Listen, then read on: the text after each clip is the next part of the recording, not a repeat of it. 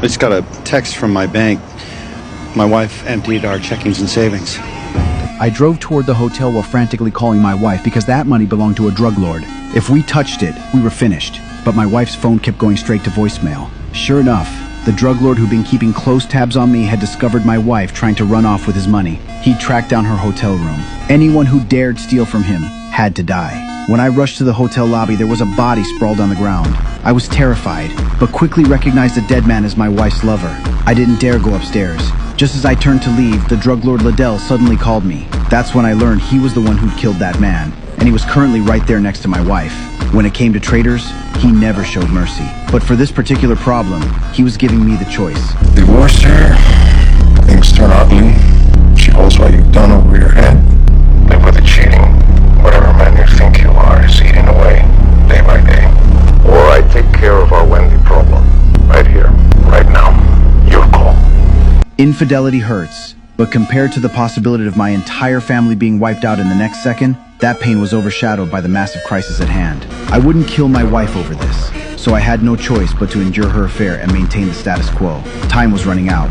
After transferring the money back, I went straight to the bank, but unexpectedly they'd already called the police. 2 federal agents were waiting there. They assumed I was being coerced into withdrawing such a massive amount of cash. I denied their assumption, claiming it was just a business opportunity.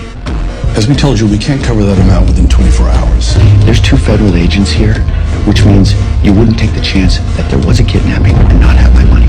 I called out their suspicions and even threatened that if I couldn't withdraw my cash today, I'd file a complaint with banking regulators and leak the story to major media outlets. After all, legitimate private property is legally protected and sacred. The bank finally gave in. I withdrew all the cash and left with everything. But when I handed the money over to Liddell, his guy quickly discovered the amount was wrong. Seeing his subordinate's signal, I calmly admitted my money wasn't enough.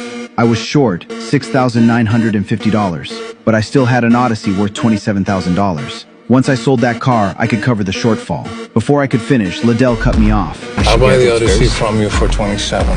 So I owe you 20,000. Take that from the cash.